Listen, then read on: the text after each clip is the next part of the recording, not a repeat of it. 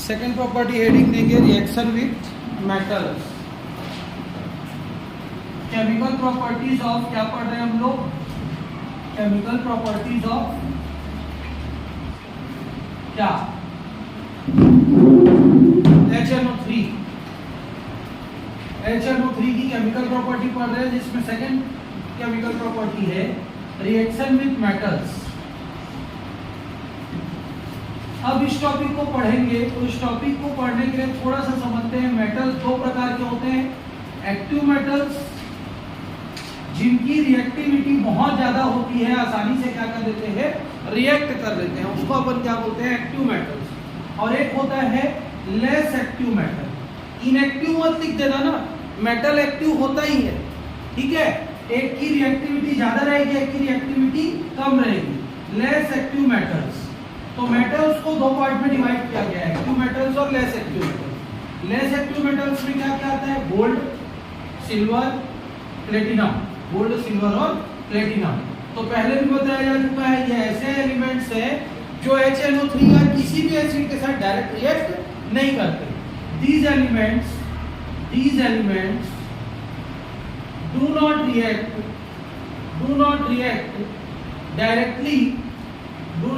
directly with any acid। किसी भी acid के साथ ये आसानी से रिएक्ट नहीं करते।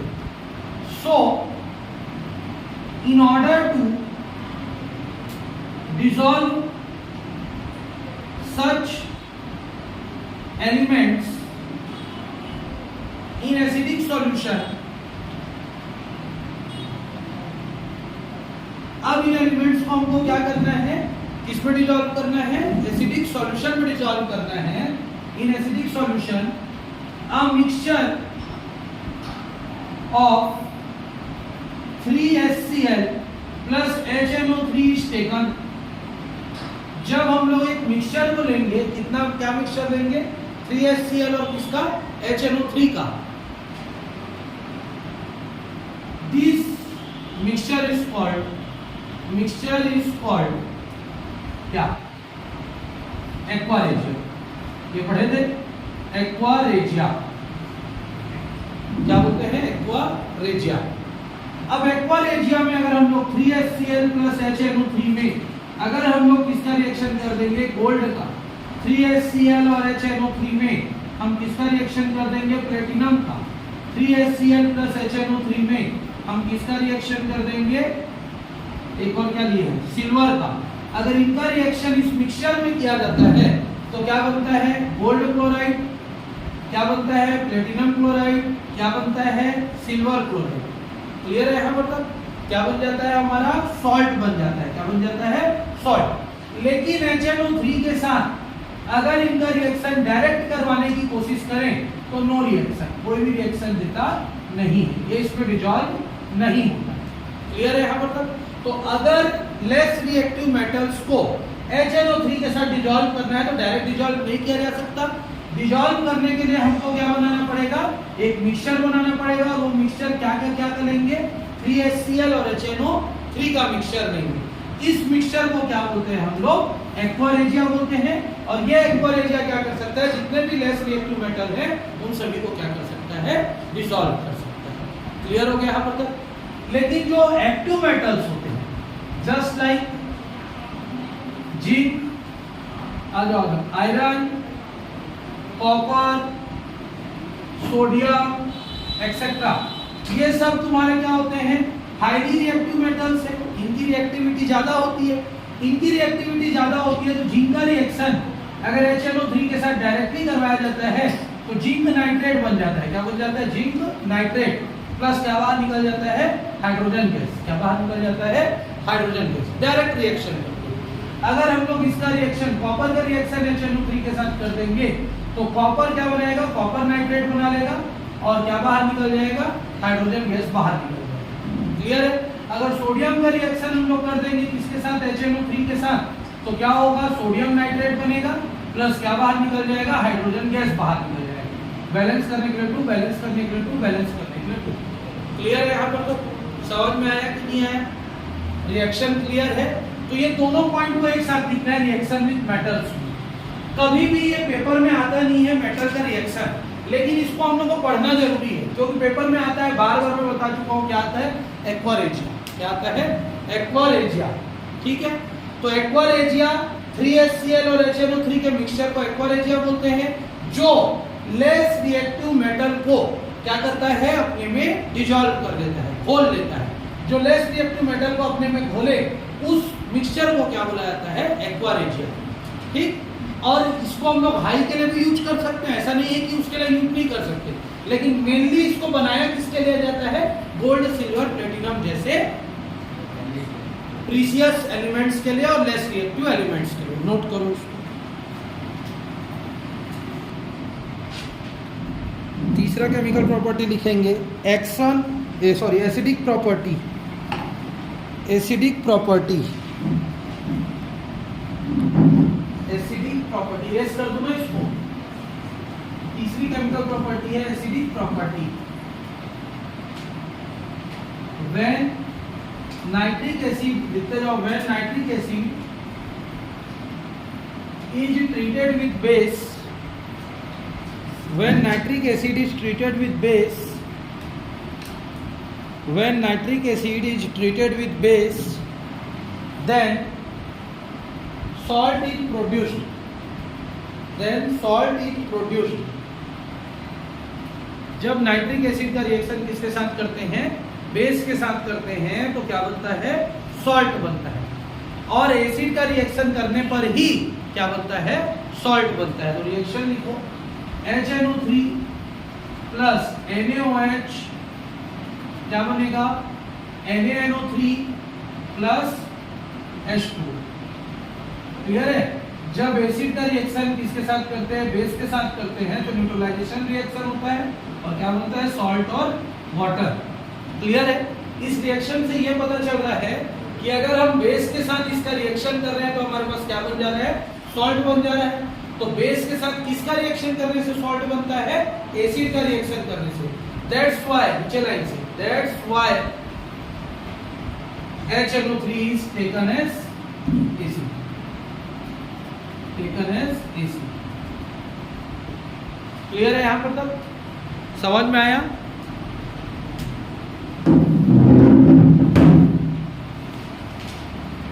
अब लिखेंगे usage of nitric acid. Nitric acid का क्या क्या उपयोग है। तो सबसे पहला तो बम बनाने में, नाइट्रिक एसिड का सबसे बड़ा उपयोग है बम बनाने में। ट्राई नाइट्रोटोल्यूइन, क्या, TNT। TNT सबसे बड़ा क्या है, विस्फोटक पदार्थ है। माइंस का नाम हम लोग पिक्चर में बार बार सुनते हैं, लैंड माइंस। लैंड माइंस मतलब एक तो ऐसे ढक्कन टाइप का अगर उसमें लगा रहता है और उखड़ गया तो सीधा सीधा ब्लास्ट हो जाता है, लैंड माइंस उसको बोलते हैं। ठीक है, मूवीज में बार बार दिखाया जाता है। तो उसके अंदर जो क्या करते हैं, बारूद को भरते हैं, वो बारूद में सबसे ज्यादा प्रेजेंट रहता है TNT। क्या प्रेजेंट रहता है, TNT। TNT का पूरा नाम होता है ट्राई नाइट्रोटोल्यूइन, ट्राई नाइट्रोटोल्यूइन। और ये जो ट्राई नाइट्रोटोल्यूइन होता है, ये नाइट्रो मतलब ये नाइट्रिक एसिड से बनता है। किससे बनता है, नाइट्रिक एसिड के साथ बनता है। आगे पढ़ेंगे ऑर्गेनिक केमिस्ट्री में कैसा बनता है, लेकिन बेसिक चीज याद रखेंगे, सबसे ज्यादा विस्फोटक पदार्थ बनाने में, एक्सप्लोसिव बनाने में किसका उपयोग किया जाता है, नाइट्रिक एसिड का। तो पहला पॉइंट डाल के लिखो, it is used to manufacture, it is used to manufacture explosives, it is used to manufacture explosives, EXPLO SIVES, EXPLO SIVES, explosives बनाने में। Example TNT, TNT comma picric acid, PIC RIC, picric acid, comma gun cotton, gun cotton,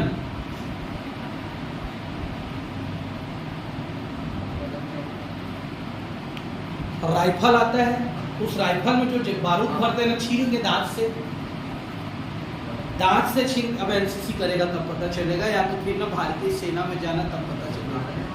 हाँ, पुराने जमाने वाला ऐसे जो दांत से छीनते थे, कारतूस बोलते थे उसको, उस कारतूस को भर के उसमें क्या किया जाता था, बार बार उसको वो किया जाता था, प्रेस किया जाता था, तो चलता था। ठीक है, आरडीएक्स अलग चीज हो गया, उसमें ये चीजें प्रेजेंट नहीं होती। आरडीएक्स सूखा चीज होता है, ये सब लिक्विड फॉर्म में होता है। ठीक,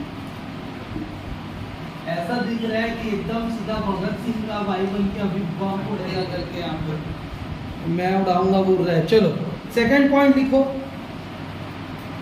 इन manufacture of artificial silk, artificial silk के मैन्युफैक्चरिंग में, इन manufacture of artificial silk, artificial silk बनाने में, ठीक है, सूती कपड़ा बनाना है आर्टिफिशियल वाला। तीसरा पॉइंट लिखो, for engraving on metals, engraving, ENGRAVING, engraving, इसका मीनिंग बहुत लोग को पता होता है, बताओ।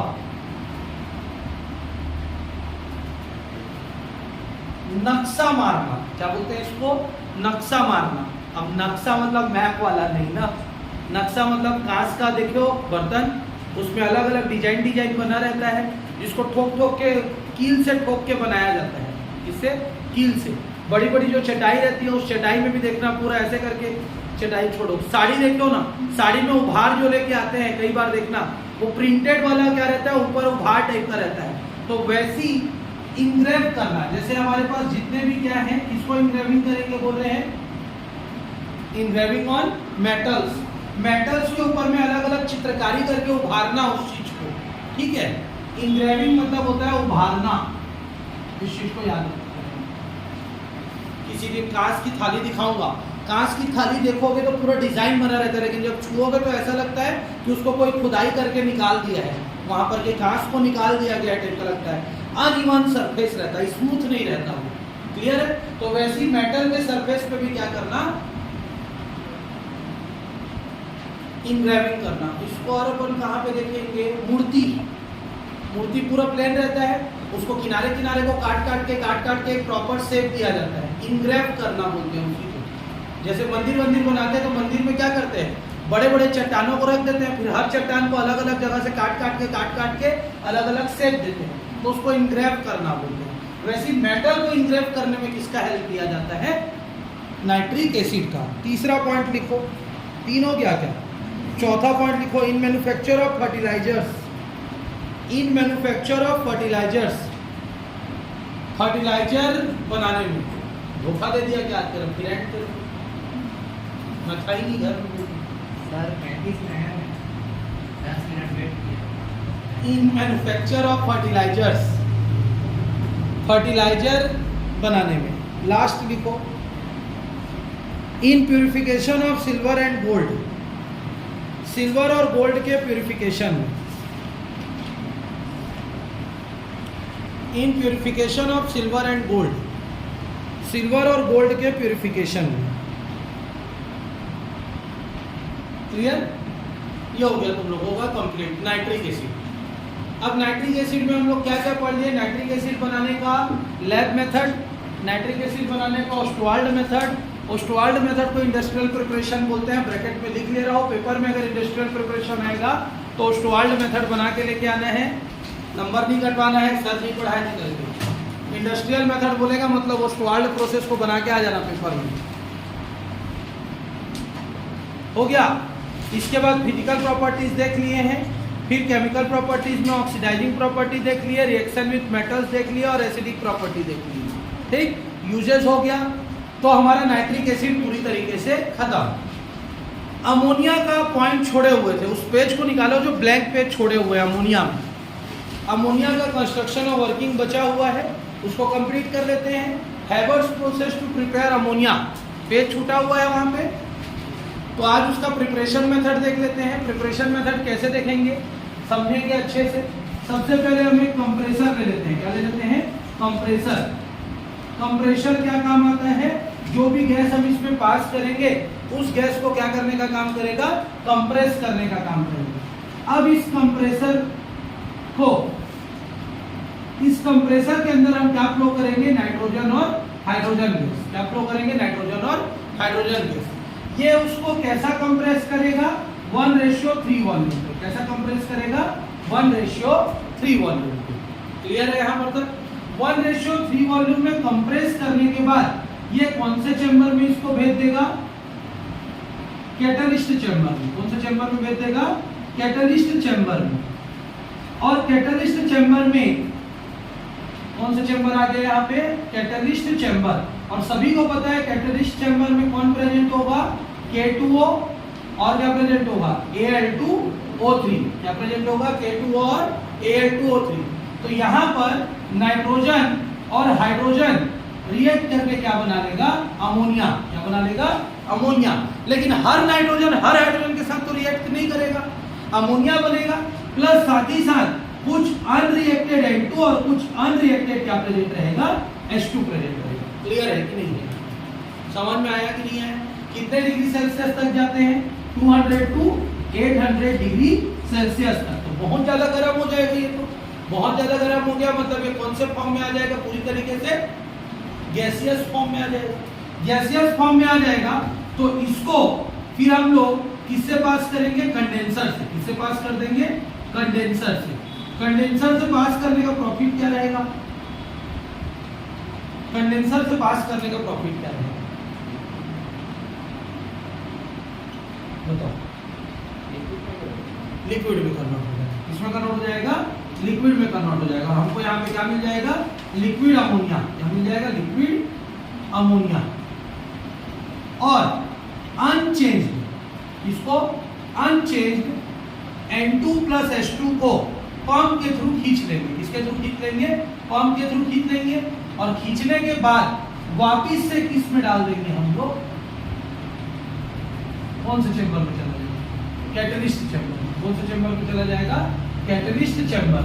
क्लियर है यहाँ पर तक प्रोसेस, ये हो गया इसका वर्किंग, एकदम इजी वर्किंग। सबसे पहले हम लोगों ने क्या किया, नाइट्रोजन गैस और हाइड्रोजन गैस को, उस नाइट्रोजन गैस और हाइड्रोजन गैस को किसके अंदर डाला, किसके अंदर डाला, कंप्रेसर के अंदर। कंप्रेसर के अंतर्गत 200 to 800 एटमॉस्फेरिक प्रेशर तक वो कितने रेशियो कितने में कंप्रेस हो गया, 1:3।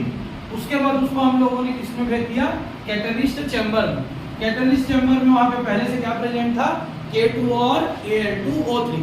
इसके प्रेजेंस में नाइट्रोजन हाइड्रोजन के साथ रिएक्ट करके क्या बनाया, अमोनिया। कितने डिग्री सेल्सियस पे, थोड़ा मिस्टेक हो गया था, 450 से 500 डिग्री सेल्सियस पे।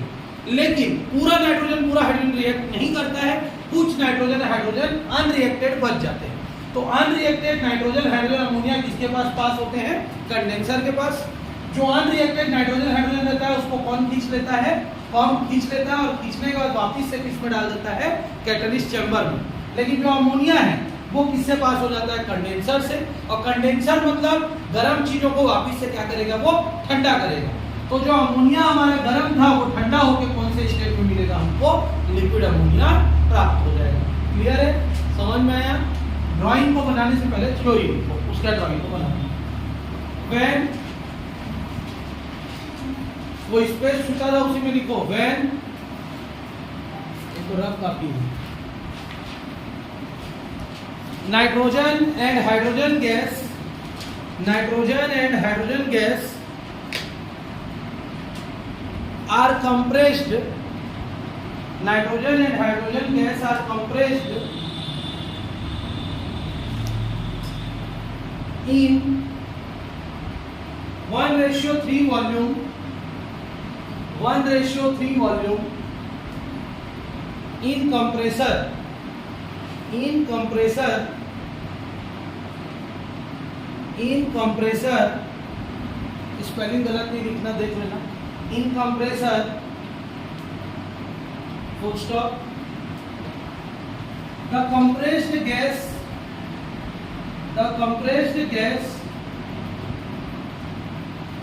is sent to, the compressed gas is sent to the catalyst chamber, the compressed gas is sent to the catalyst chamber where it reacts together,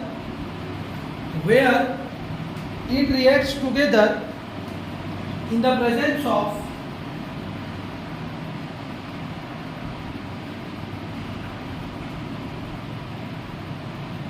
किसके presence में K2O and Al2O3, K2O plus Al2O3 at 450 to 500 degree Celsius temperature, 450 to 500 degree Celsius temperature to form ammonia,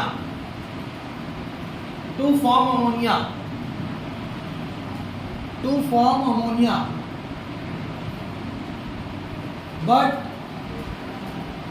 full stop करके, but some nitrogen and hydrogen gas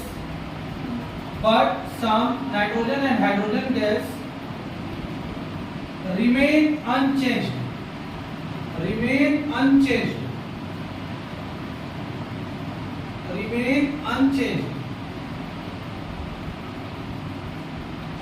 full stop. These ammonia and remain unchanged gas is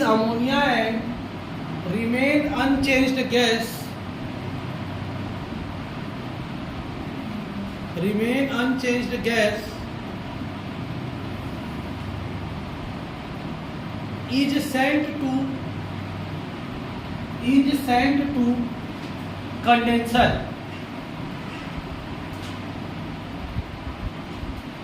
where ammonia cool down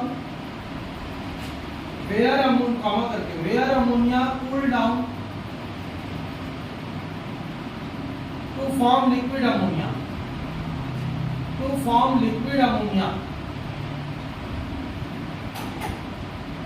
and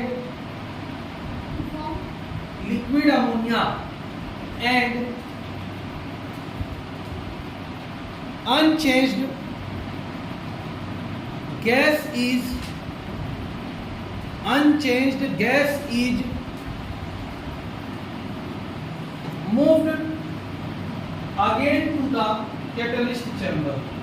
moved again to the catalyst chamber,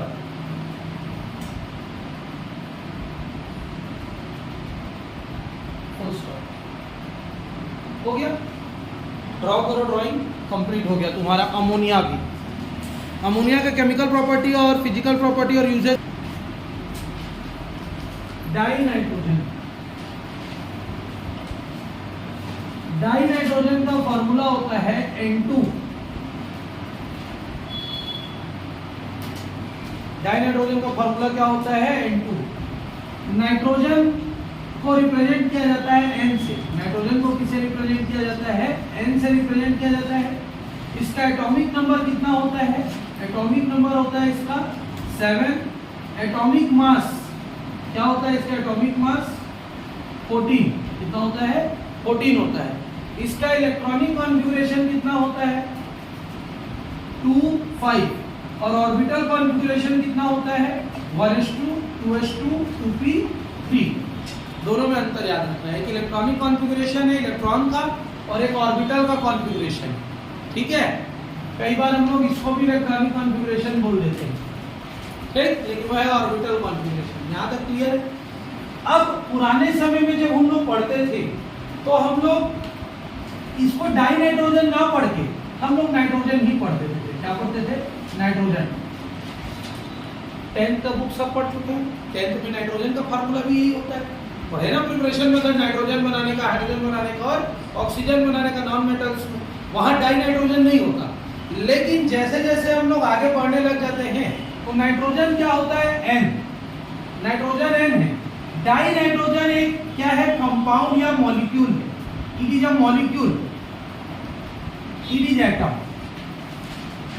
clear? Nitrogen का ये atom है, लेकिन जब दो can आपस में मिलते हैं तो एक क्या बन जाता है? मॉलिक्यूल बन जाता है। और इस मॉलिक्यूल को नाइट्रोजन ना बोल के, दो नाइट्रोजन है इसलिए इसको क्या बोलते हैं? डाइनाइट्रोजन। और इसको बोलते हैं सिर्फ नाइट्रोजन। क्लियर है यहाँ पर? समझ में है? पहले समय में ऐसा नहीं होता था। ये भी नाइट्रोजन है, ये भी नाइट्रोजन है। इसको नाइट्रोजन का एटम बोलते थे, इसको नाइट्रोजन का मॉलिक्यूल बोलते थे। लेकिन अब दोनों क्लासिफाई हो चुका है, ये नाइट्रोजन है, ये नाइट्रोजन नहीं है, ये क्या है, डाई नाइट्रोजन, क्योंकि दो नाइट्रोजन के एटम से मिलकर बना। तो इसी का प्रिपरेशन मेथड दिखाएंगे, लिखो लैब मेथड, इसको नोट कर लो, थोड़ा सा बेसिक को नोट करो इसमें का, और फिर लैब मेथड लिखो। लैब मेथड एक और स्ट्रक्चरल फार्मूला, स्ट्रक्चरल फार्मूला भी नोट कर लेंगे इसी में ही। N triple bond N, N और N के बीच में ट्रिपल बॉन्ड होता है और दो दो इलेक्ट्रॉन्स दोनों तरफ खाली घूमते रहते हैं।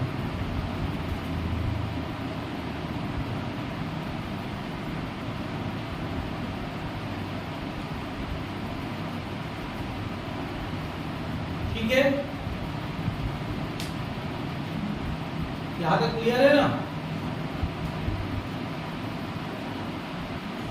अब आ जाता है लैब मेथड।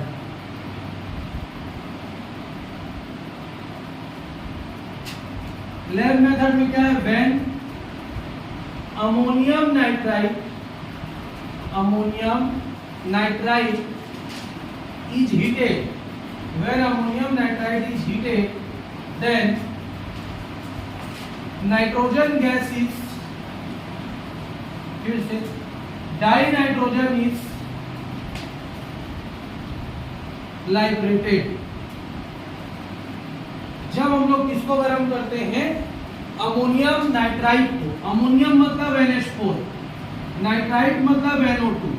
अमोनियम नाइट्राइड को जब गर्म किया जाता है, किसको गर्म किया जाता है, अमोनियम नाइट्राइड को गर्म किया जाता है, तो अमोनियम नाइट्राइड को गर्म करने पर हमको क्या मिलता है, क्या मिलता है, नाइट्रोजन गैस।